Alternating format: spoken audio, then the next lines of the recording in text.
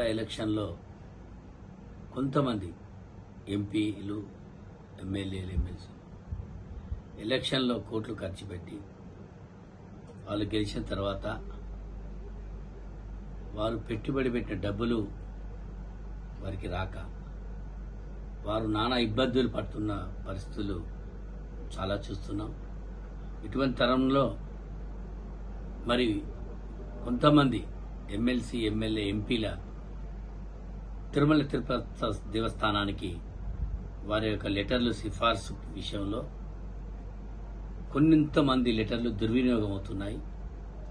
అవి అక్కడ తిరుపతిలో ఆ లెటర్లు దుర్వినియోగం చేసి బ్లాక్లో అమ్మి మరి భక్తులకు ఇస్తున్నారు. మరి అటువంటి పరిస్థితి ఉంది కనుక అక్కడ బిజినెస్ అధికారులు తక్షణమే ఎవరైతే ఇటువంటి వ్యాపారం చేస్తున్నారో వారిని శిక్షించాల్సిందిగా నేను కోరుతున్నాను. ఎప్పుడు కూడా ఒక దైవపరమైన ఒక గొప్ప టెంపుల్ తిరుపతి, ఆ ఒక తిరుపతిని దయచేసి లెటర్ల ద్వారా అఘోరపరచకండి నేను కోరుతున్నాను.